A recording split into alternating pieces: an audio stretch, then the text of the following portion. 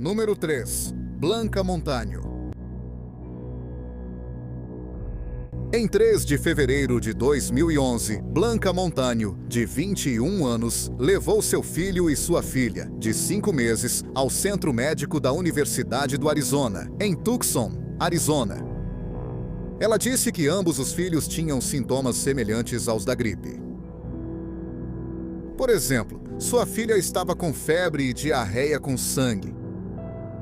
Descobriu-se que ambas as crianças haviam contraído E. coli. O filho de Montanho foi tratado e liberado.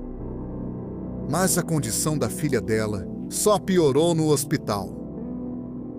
Depois de 2 dias, o bebê teve que ser colocado na unidade de terapia intensiva.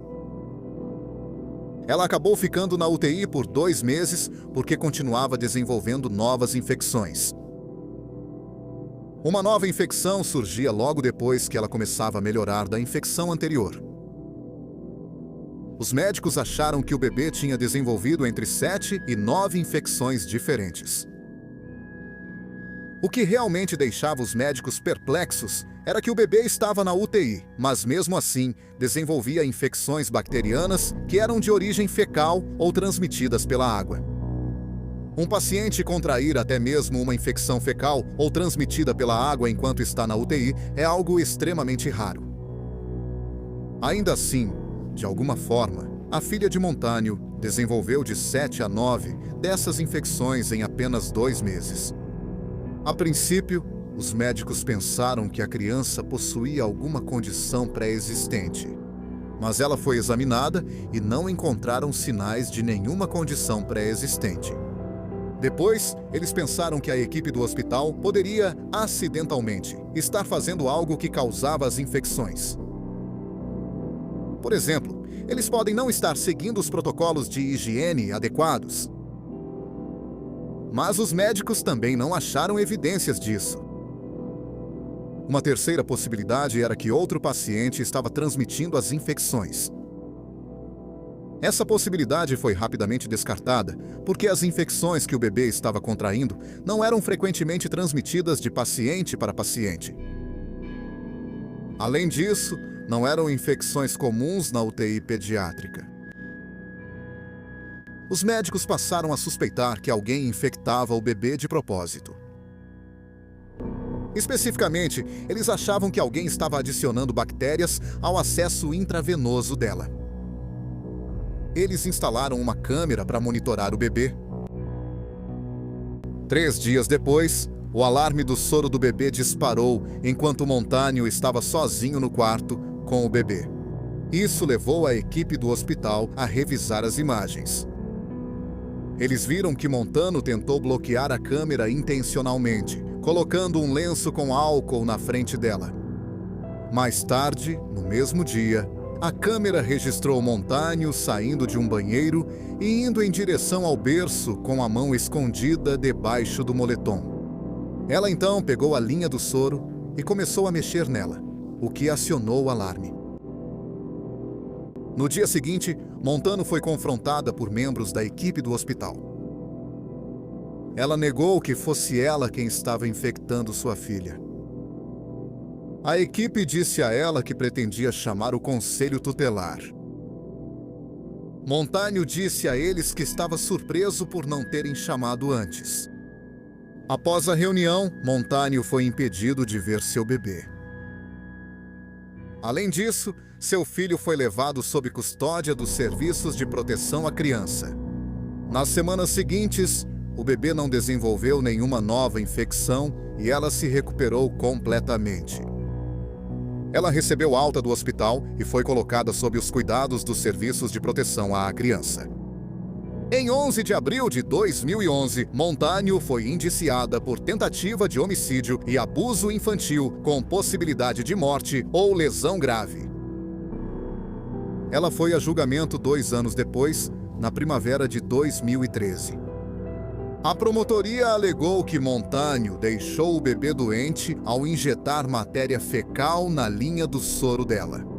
O promotor disse que o bebê foi vítima da síndrome de Munchausen por procuração. Ele disse que Montano estava criando as crianças sozinha e que ela deliberadamente deixou o bebê doente para chamar a atenção do pai das crianças.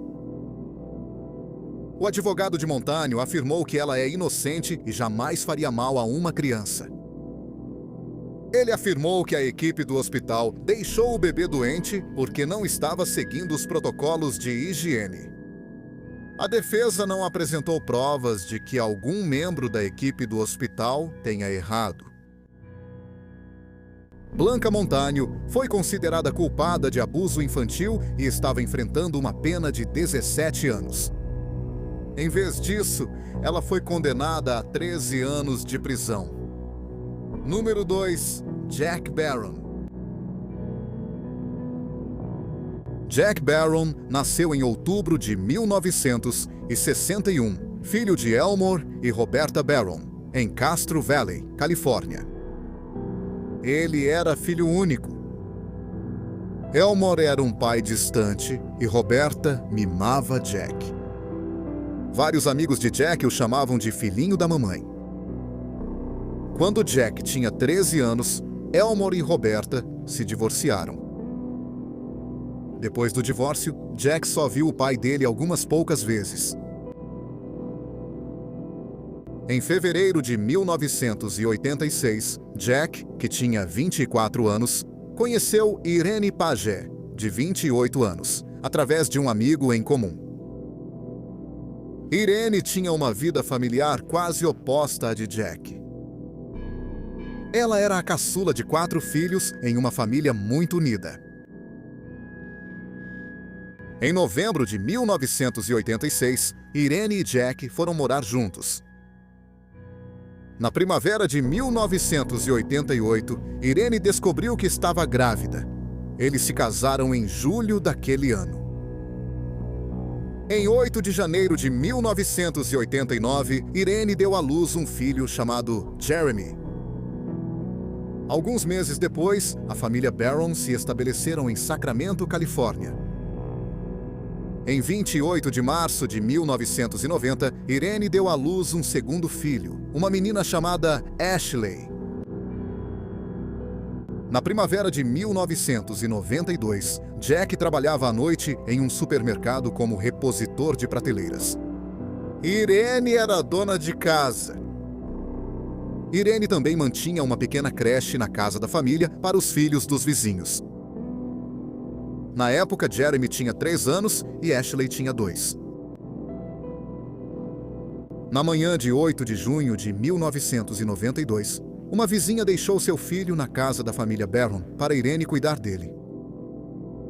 A vizinha bateu na porta várias vezes, mas ninguém atendeu. Ela olhou pela janela e viu Jeremy de 3 anos. Ela fez com que ele abrisse a porta.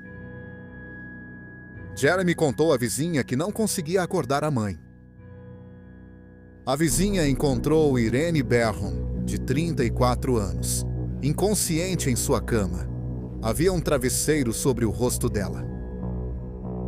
Ela ligou para o 911 e o atendente pediu que ela fizesse RCP. Mas quando a vizinha foi realizar a RCP, ela percebeu que o corpo de Irene já estava em rigor mortis.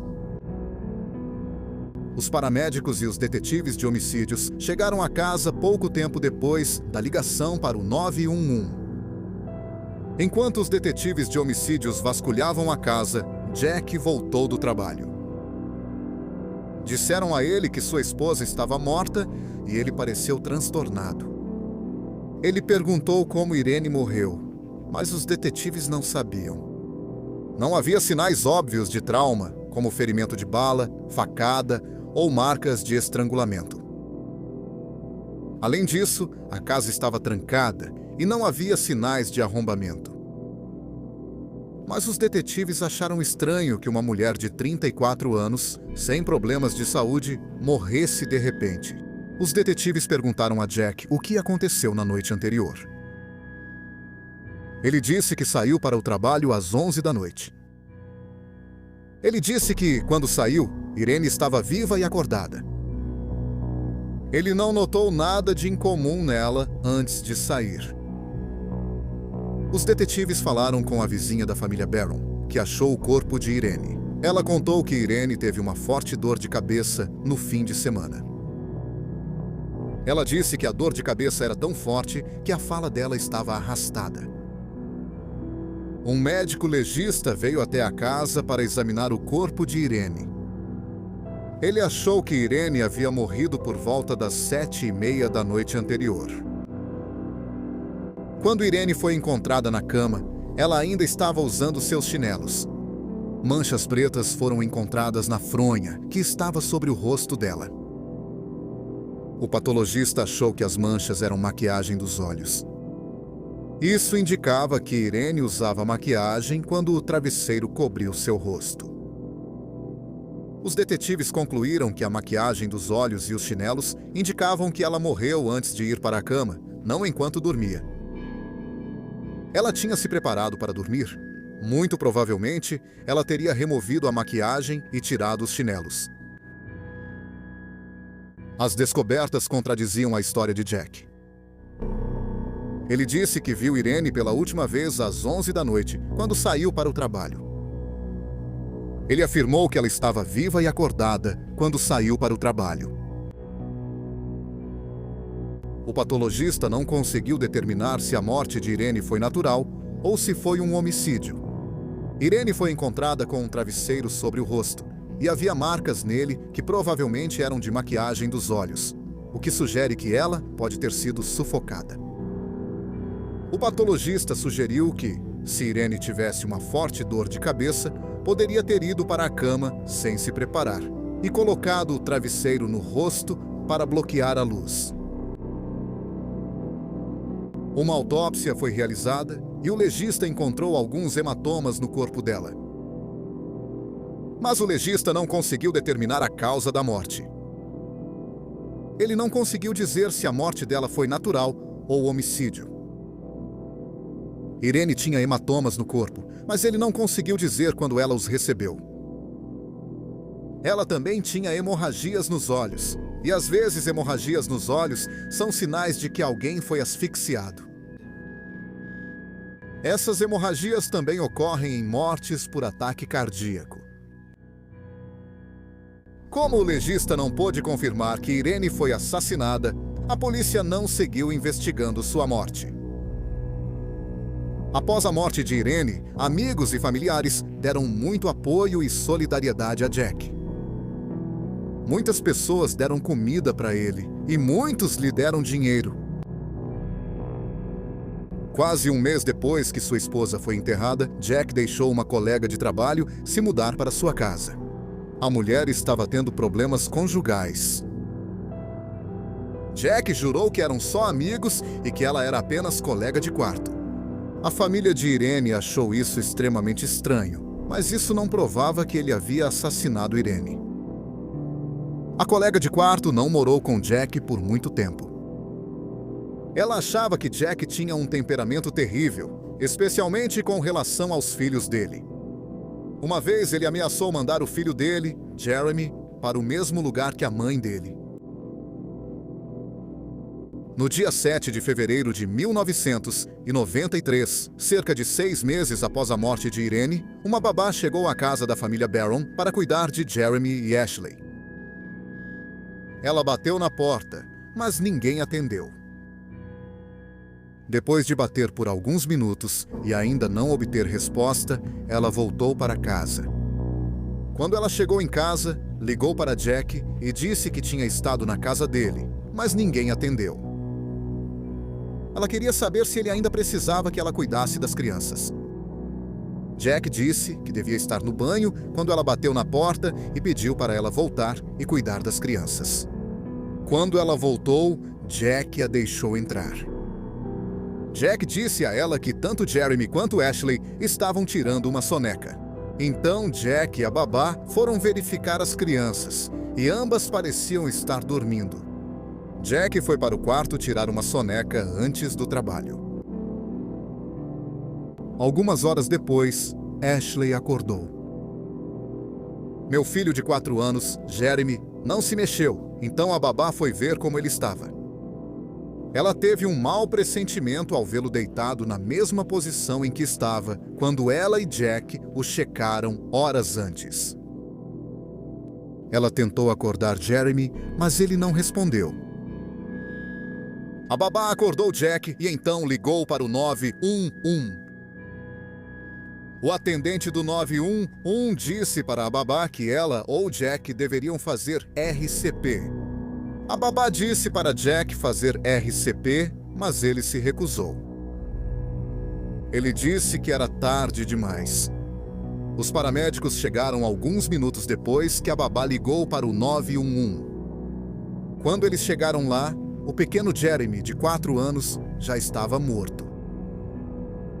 Os paramédicos perguntaram a Jack se ele notou algo estranho com Jeremy antes da soneca. Jack disse que Jeremy estava com um resfriado forte e que tinha dado xarope para tosse para ele antes da soneca. Mas, fora isso, não havia nada de errado com Jeremy. Jeremy foi enterrado alguns dias depois. Mais uma vez, Jack recebeu solidariedade e atenção de seus amigos, colegas de trabalho e alguns membros da família. A família de Irene desconfiava muito de Jack.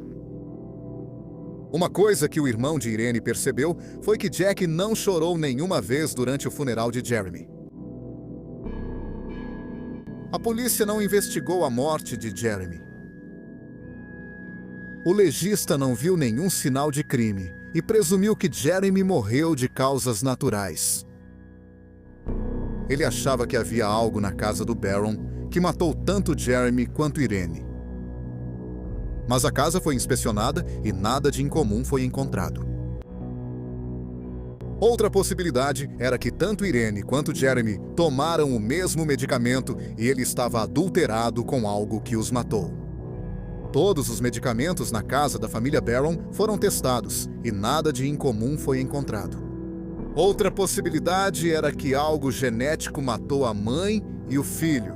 A família de Irene achava que isso era possível e ficaram preocupados que algo em seus genes pudesse matá-los. Então, alguns deles fizeram exames. Mas nada incomum foi encontrado nos genes deles. Ashley também fez exames. O pediatra achou que era possível que complicações da apneia do sono tivessem matado Irene e Jeremy. A apneia do sono é quando a pessoa para e volta a respirar várias vezes durante o sono. O pediatra achou que Ashley também poderia ter apneia do sono. Os exames mostraram que Ashley sofria interrupções periódicas da respiração enquanto dormia. Mas então o pediatra percebeu que havia um problema com o exame. Para entender melhor o funcionamento do corpo dela, o pediatra queria que Ashley usasse um monitor cardíaco. O problema era que Ashley não gostava de usar o monitor cardíaco. O pediatra explicou para Jack a importância de Ashley usar o monitor cardíaco.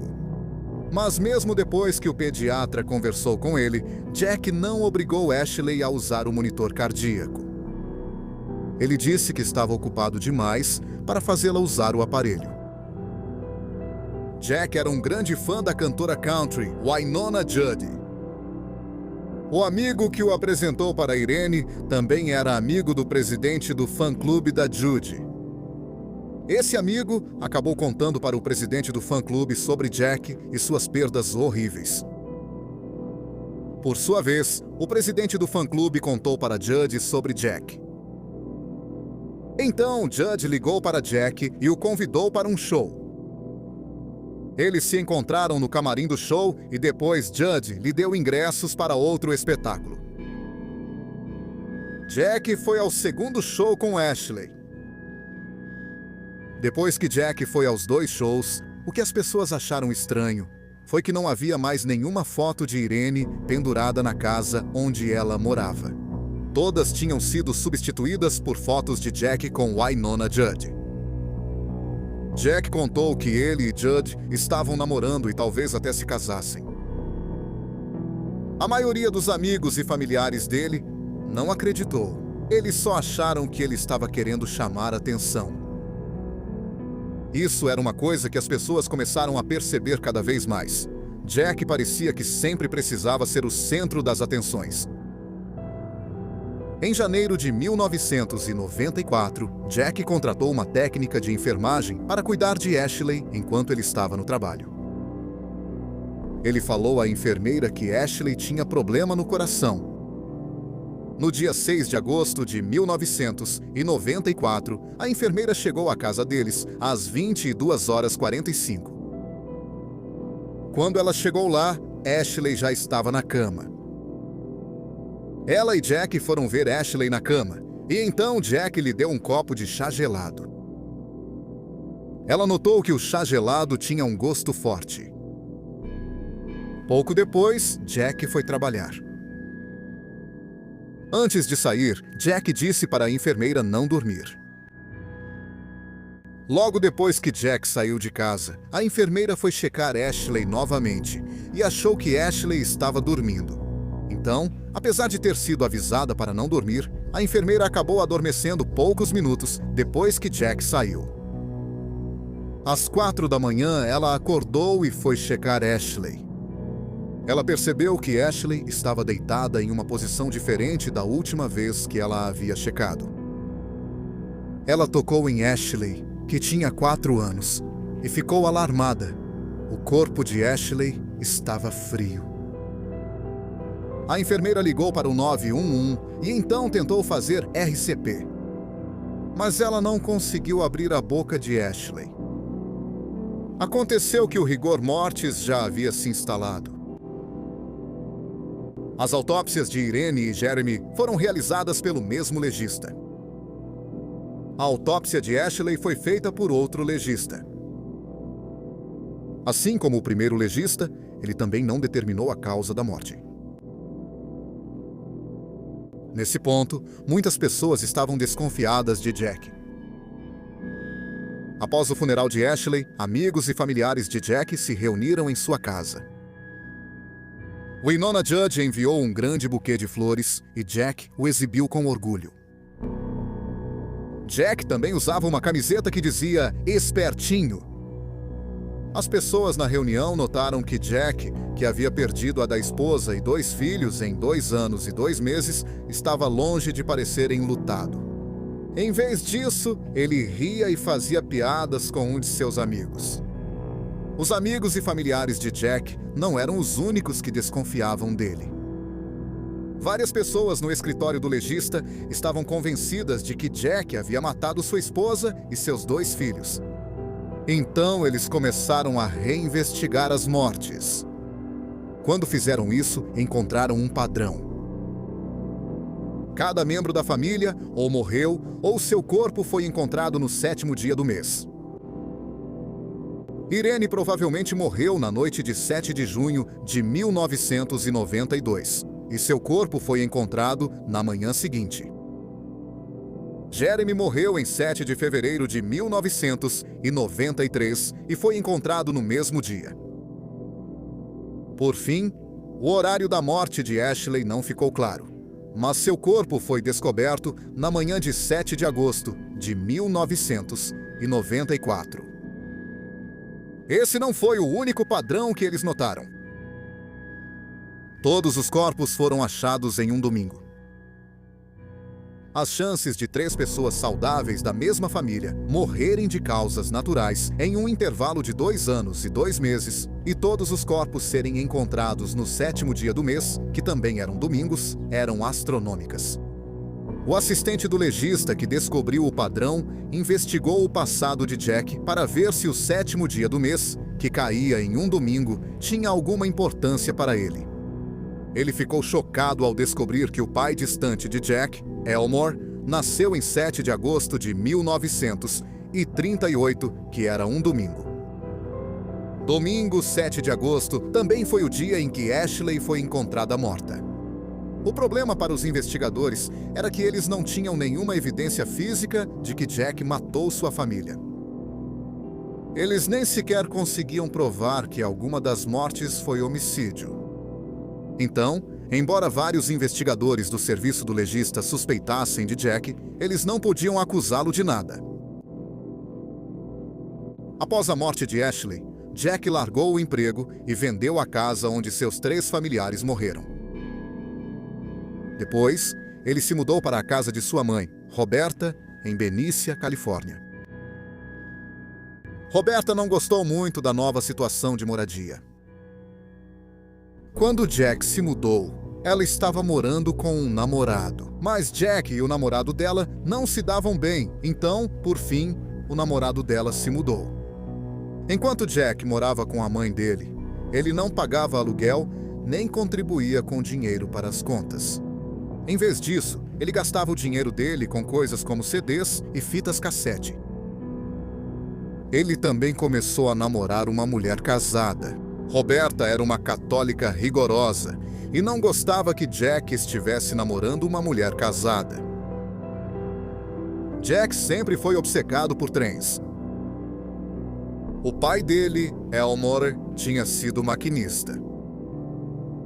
Depois que Jack foi morar com a mãe, conseguiu um emprego como assistente de condutor na Amtrak. Na segunda-feira, 27 de fevereiro de 1995, cerca de 6 meses após a morte de Ashley, Jack foi trabalhar cedo pela manhã. Ele voltou para casa por volta das 14 horas e ligou para o 911. Ele disse ao atendente que sua mãe não estava respondendo. Os paramédicos chegaram à casa alguns minutos depois e descobriram que Roberta, que tinha 52 anos, já estava morta há horas. Um detetive também foi até a casa e conversou com um vizinho. O vizinho contou a ele que a esposa e os 2 filhos de Jack haviam morrido recentemente. Depois de ouvir isso, o detetive imediatamente ficou desconfiado de Jack. Durante a autópsia de Roberta, o legista encontrou a causa da morte. Ela havia sido morta por asfixia. O legista acreditava que ela havia sido sufocada até a morte com um travesseiro. Após a morte de Roberta ser considerada homicídio, a polícia de Sacramento começou a reinvestigar as mortes do restante da família de Jack. Uma coisa que eles notaram foi que os membros da família de Jack eram encontrados mortos por outras pessoas, enquanto ele estava no trabalho ou enquanto ele dormia. Os investigadores em Sacramento decidiram descobrir se era possível que eles tivessem morrido enquanto Jack estava em casa e acordado. Com base na temperatura do corpo de Irene, o patologista achou que ela morreu em algum momento entre 16h30 e 22h da noite anterior ao momento em que seu corpo foi encontrado. O melhor palpite dele era que ela morreu por volta das 19h30. Jack contou à polícia que foi trabalhar às 23 horas naquela noite. Isso indicava que ele provavelmente estava em casa quando Irene morreu. Quanto a Jeremy, algo que a polícia notou foi que a babá chegou mais cedo naquele dia e Jack não atendeu a porta. Ela foi para casa e ligou para Jack. Jack disse que devia estar no banho e pediu para ela voltar e cuidar da criança. Depois que a babá voltou, ela e Jack foram ver Jeremy e ele estava deitado de lado, virado para a parede. Jack então foi tirar um cochilo antes do seu turno de trabalho. 2 horas depois, a babá foi ver Jeremy e ele não tinha se mexido. Quando ela o tocou, ele já estava em rigor mortis, indicando que provavelmente já estava morto há horas. A polícia suspeitava que Jack estava matando Jeremy quando a babá chegou pela primeira vez. O caso mais difícil foi o da Ashley. A enfermeira que cuidava dela na noite de sua morte foi vê-la poucos minutos após Jack sair para o trabalho. Naquele momento, Ashley estava deitada sobre o lado direito. Então a enfermeira acabou adormecendo. Quando ela foi ver Ashley cerca de 5 horas depois, Ashley estava deitada de costas. Os cobertores também estavam em uma posição diferente. Portanto, Ashley não estava morta quando Jack saiu para o trabalho. A polícia verificou com o supervisor de Jack e ele disse que Jack estava lá na noite em que Ashley morreu. Ele disse que Jack bateu o ponto na hora certa. O supervisor também disse que Jack estava lá às 4 da manhã, quando ele recebeu a ligação informando que algo estava errado com Ashley. Mas o supervisor de Jack não pôde confirmar que Jack esteve no trabalho o tempo todo. Ele disse que era possível que Jack tivesse saído sem que ninguém percebesse. Mesmo que Jack tivesse um álibi, a polícia achava que ele ainda assim matou Ashley.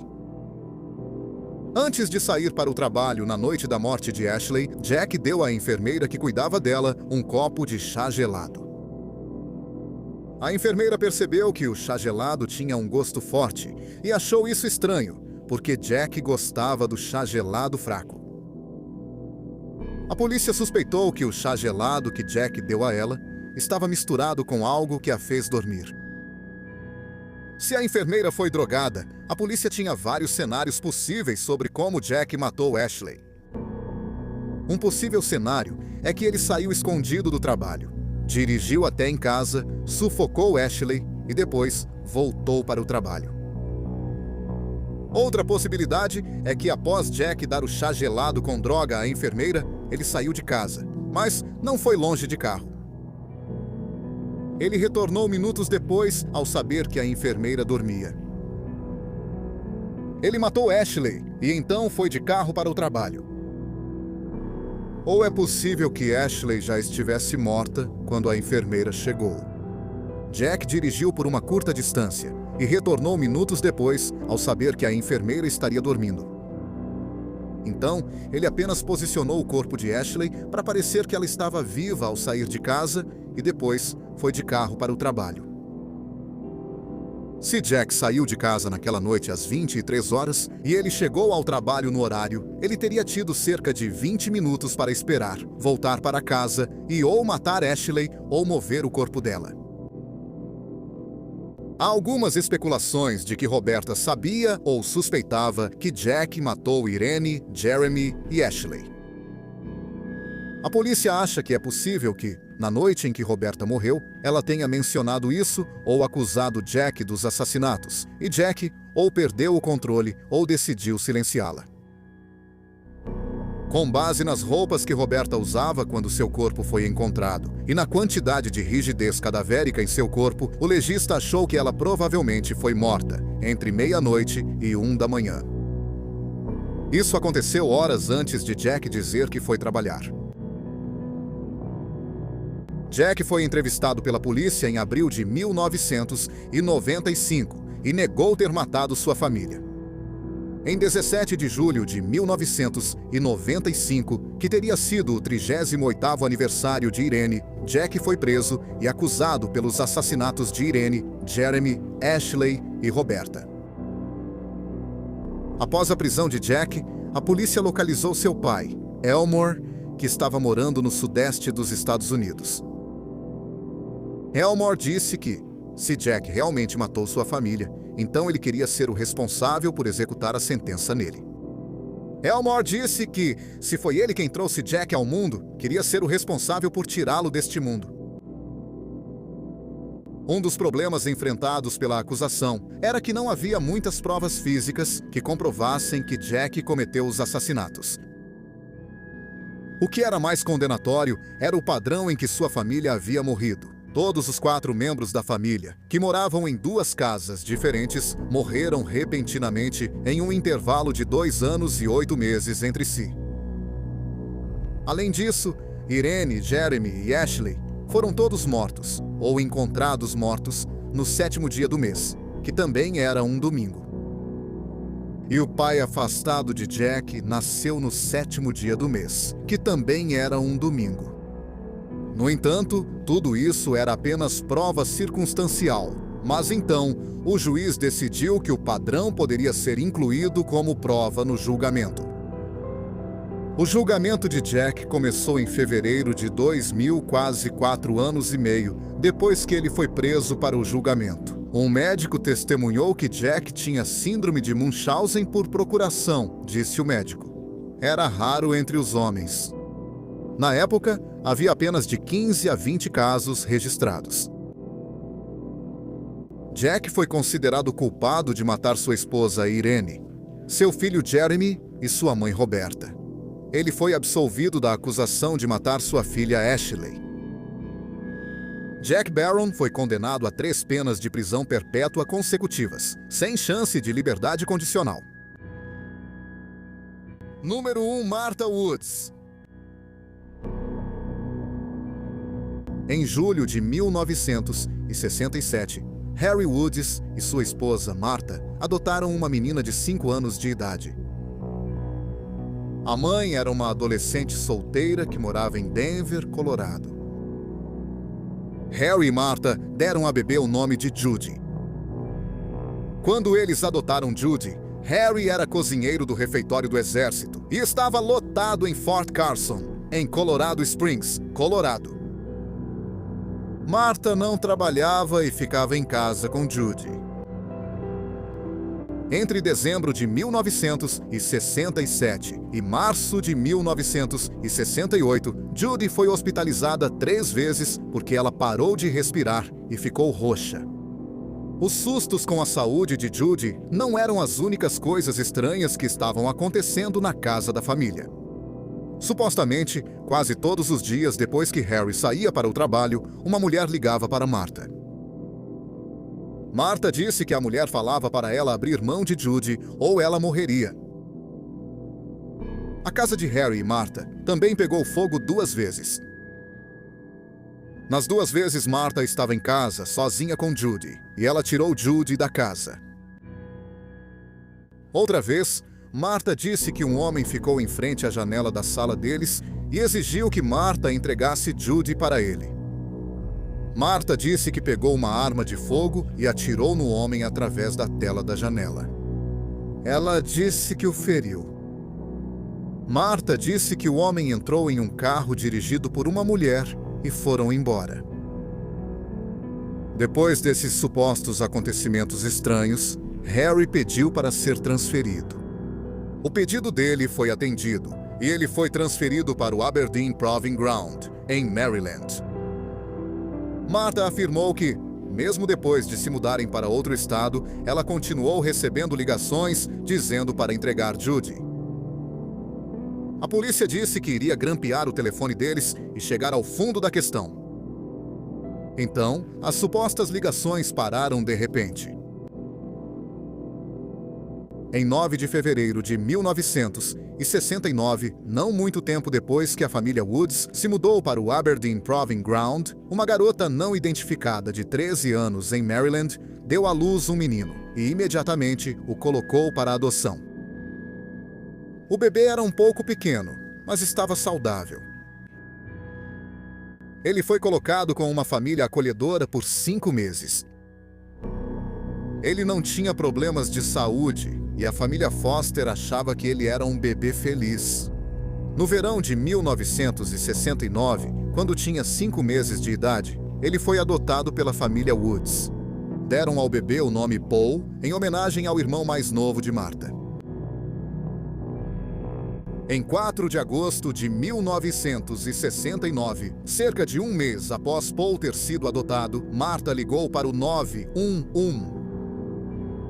Ela disse que Paul estava brincando com Judy e então, de repente, parou de respirar. Ela fez massagem cardíaca até os paramédicos chegarem. O bebê Paul foi levado às pressas para o hospital, que ficava na base do exército. Quando Paul chegou à sala de emergência, ele já estava respirando e parecia alerta. Paul fez um raio-x para garantir que não havia engasgado com algo. Eles não encontraram nada no raio-x e não encontraram nada de errado com Paul. Então, horas depois de ele ter sido levado para a sala de emergência, ele foi mandado para casa com Martha. Poucas horas depois, Paul foi levado ao hospital às pressas após parar de respirar. Desta vez, quando ele chegou à sala de emergência, ele estava mole e sua pele tinha um tom azulado. Martha disse à equipe do hospital que, ao chegar em casa, colocou Paul para dormir no berço. Então ela ouviu ele engasgando e com dificuldade para respirar. Os médicos mantiveram Paul no hospital por 3 dias e realizaram uma série de exames nele. mas eles não conseguiram encontrar nada de errado com ele. Eles acharam que ele poderia ter tido uma infecção respiratória. Paul foi mandado para casa na manhã do dia 7 de agosto. Apenas 24 horas depois, Martha chamou uma ambulância novamente. Paul havia parado de respirar novamente. Quando chegou ao hospital, ele estava respirando novamente. Desta vez, Paul ficou internado por 4 dias antes de receber alta sob os cuidados de Martha. Então, mais uma vez, após 24 horas, Paul teve que ser readmitido no hospital porque não estava respirando. Paul foi enviado para o centro médico Walter Reed, em Bethesda, Maryland, e mais exames foram realizados. Ele fez exames por 5 dias, mas ninguém descobria o que havia de errado com ele. Ele foi mandado para casa no dia 19 de agosto. No dia 20 de agosto, Paul estava tirando uma soneca, e Martha disse que percebeu que ele havia parado de respirar. Um vizinho os levou ao hospital de carro. Dessa vez, Paul não estava respirando quando chegou ao hospital e estava em parada cardíaca. Os médicos conseguiram fazer o coração dele voltar a bater, mas ele estava em coma. Paul foi então transferido para o Hospital Johns Hopkins, em Baltimore, Maryland. Os pais adotivos de Paul, Harry e Martha, foram entrevistados pelos médicos. Harry e Martha achavam que algo no ar em volta da casa prejudicava Paul. Afinal, eles moravam na base militar, onde armas químicas eram testadas. Eles também moravam perto de uma baía que havia sido fechada porque os peixes estavam morrendo. O sangue de Paul foi testado e, desta vez, os médicos encontraram algo. Eles encontraram pequenos vestígios de inseticida. Então, 20 dias depois que Paul entrou em coma, Martha levou Judy, de 2 anos e meio, para a emergência do Johns Hopkins. Martha disse que Judy parou de respirar e ficou azul por alguns minutos. Então, de repente, ela voltou a respirar. Martha decidiu levá-la para o pronto-socorro, só para garantir. Os médicos acharam que, como Paul e Judy dividiam o quarto, era possível que a mesma coisa tivesse feito os dois pararem de respirar. O sangue de Judy foi testado e nenhum inseticida foi encontrado. Na verdade, eles não encontraram nada de errado com ela. A casa dos Woods e a área ao redor foram examinadas em busca de qualquer sinal de inseticida ou outro possível perigo no ar. Nada incomum foi encontrado. O médico que examinou Judy ficou incomodado com a situação, então manteve Judy no hospital. Uma coisa que o médico notou foi que as crianças nunca tiveram nenhum problema enquanto estavam no hospital. Elas paravam de respirar em casa, geralmente quando Martha era o único adulto presente. O médico ficou ainda mais preocupado quando soube do histórico de Martha. Aconteceu que Martha tinha sofrido 10 abortos espontâneos. Ela tinha dado à luz um bebê natimorto e tinha dado à luz 3 crianças que, supostamente, morreram de causas naturais quando eram bebês. Depois de saber do histórico de Martha, o médico suspeitou fortemente que Martha havia feito mal às suas crianças adotivas. O médico contou ao Serviço de Proteção à Criança sobre a situação e eles ficaram com a guarda de Judy. Paul continuou em coma no hospital e Martha e Harry foram impedidos de vê-lo. Então, um mês depois de entrar em coma, em 21 de setembro de 1969, Paul faleceu. Ele tinha 7 meses e 12 dias de vida. O corpo dele foi enviado para a autópsia. O legista determinou que a morte de Paul foi um homicídio. Ele provavelmente havia sido asfixiado. Como acreditavam que Paul havia sido asfixiado na casa da família Woods, que ficava em uma base militar, isso foi considerado um crime federal, então o FBI assumiu a investigação. O que descobriram sobre Martha os perturbou. Martha nasceu em abril de 1929 em Columbus, Ohio. Ela era a 10ª de 13 filhos e cresceu com a família estendida. E outras 16 pessoas frequentemente se apertavam em uma casa alugada de 2 cômodos. Em novembro de 1945, aos 16 anos, Martha descobriu que estava grávida. O pai era um vizinho. Martha deu à luz 1 mês antes do previsto, em meados de julho de 1946. Era um menino, a quem ela deu o nome de Mike. Mike teve que ficar em uma incubadora por 11 dias. Quando Mike estava em casa, Martha disse que ele não queria comer. Então, no dia 16 de agosto, supostamente enquanto Martha o segurava, Mike de repente parou de respirar. Mike foi levado rapidamente ao hospital. Um médico o examinou e disse que ele estava desnutrido. O médico manteve Mike no hospital por 7 dias. Durante esse tempo, Mike ganhou cerca de 225 gramas. O médico acreditava na melhora de Mike e o mandou para casa. Mas então, em 23 de agosto, 2 dias depois de ter recebido alta do hospital, Mike estava deitado no chão quando, segundo Martha, ele de repente parou de respirar e ficou roxo. Um médico foi até a casa, mas já era tarde demais. O médico legista achou que Mike havia morrido devido a um timo aumentado, o que era comumente apontado como causa de morte de bebês naquela época. No dia seguinte ao Natal de 1946, cerca de 5 meses após a morte de Mike, Martha colocou seu sobrinho de 3 anos, Johnny Wise, na cama.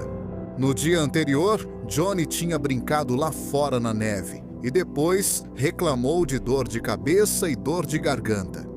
Johnny era filho da irmã de Martha, Betty.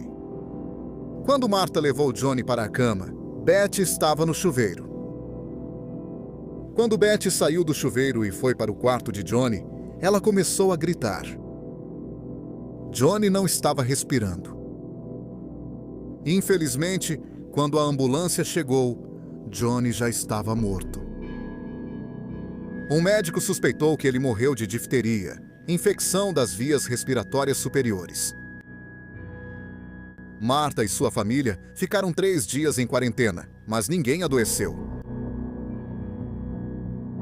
2 anos depois, em janeiro de 1949, Martha se casou com um homem chamado Stanley Houston. Quando eles se casaram, Martha estava grávida do filho dele. Ela acabou tendo um aborto espontâneo, que foi o primeiro dos 10 que ela teria. Ela engravidou novamente e deu à luz uma menina em 28 de junho de 1950. Eles deram à bebê o nome de Maria Elizabeth. Assim como o primeiro filho de Martha, Mike, Maria também nasceu prematura. Maria teve que passar 3 semanas no hospital antes de ser levada para casa. Nos primeiros meses em que Maria estava em casa, Martha a levou ao hospital 3 vezes porque ela parou de respirar. Maria ficou internada no hospital 2 vezes por vários dias e vários exames foram realizados nela. Mas os médicos não acharam nada errado com ela. No dia 25 de agosto de 1950, Martha levou Maria ao hospital pela 3ª vez porque ela havia parado de respirar novamente. Maria ficou no hospital por algumas horas e depois recebeu alta. Então, apenas algumas horas depois, Maria parou de respirar novamente e dessa vez ela morreu. 16 meses depois, em 22 de janeiro de 1952, Martha deu à luz pela 3ª vez. Era uma menina e ela e Stanley a chamaram de Carol Ann. O bebê nasceu por cesariana aos 7 meses. Carol ficou no hospital por 3 semanas depois que nasceu. Depois, ela foi para casa com Martha e Stanley, que agora moravam em West Jefferson, Ohio, uma cidade que fica a menos de 32 quilômetros de Columbus. Em meados de maio de 1952, Carol pegou um resfriado. Em 12 de maio, o médico foi à casa de Martha e Stanley e aplicou uma injeção de penicilina em Carol. Uma hora depois, Carol estava morta. Martha disse que Carol de repente ficou azulada e minutos depois morreu. O médico que deu a penicilina para Carol não pediu uma autópsia. Na certidão de óbito, o médico escreveu que Carol morreu de causas naturais. Quando morreu, Carol tinha 3 meses e 3 semanas de vida. Isso fez dela a filha de Martha, que viveu por mais tempo. Após a morte de sua terceira filha, Martha tentou tirar a própria vida. Após a tentativa de suicídio, ela foi internada em um hospital psiquiátrico. Ela ficou lá por vários meses. Depois que saiu, começou a trabalhar em uma escola para crianças com deficiência. Em 2 ocasiões diferentes, crianças que ela estava cuidando pararam de respirar. E então, ela as reanimou. Ela recebeu muitos elogios por seu raciocínio rápido e por salvar as crianças. No verão de 1954, o marido de Martha, Stanley, foi convocado para o exército. Naquele momento, o casamento deles estava chegando ao fim. Quando Stanley foi servir no exército e estava longe de casa, Martha ficou com os pais dele na fazenda. Um dia, enquanto morava lá, houve um misterioso incêndio no celeiro. Felizmente, Martha conseguiu tirar todos os animais do celeiro em segurança. Depois do incêndio, Martha foi morar na casa dos pais dela em Columbus. O divórcio dela e de Stanley foi finalizado em agosto de 1956. Depois, Martha foi morar com a irmã e os 2 filhos dela. Um dia, enquanto Martha cuidava das 2 crianças, uma delas parou de respirar e Martha correu com ela para o hospital. Felizmente, ele sobreviveu. Em maio de 1958, Martha morava em um pequeno apartamento de solteiro com seu irmão Paul, a esposa dele e a filha deles de 14 meses, Lily Marie. Anos depois, Martha daria ao seu filho adotivo o nome de seu irmão, Paul. Pouco antes da meia-noite de 18 de maio de 1958, Martha disse que foi verificar Lily Marie no berço e descobriu que ela não estava respirando. Uma ambulância foi chamada, mas quando os paramédicos chegaram, Lily Marie já estava morta. Mais uma vez, a causa da morte foi registrada como causas naturais.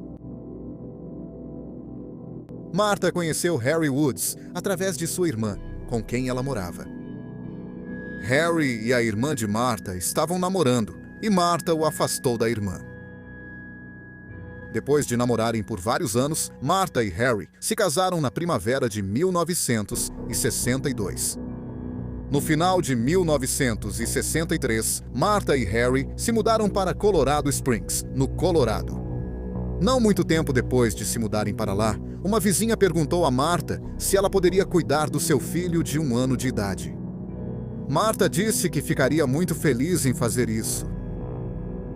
No dia 10 de janeiro de 1964, Martha estava sozinha com o filho de 1 ano da mulher, Marlon Hash.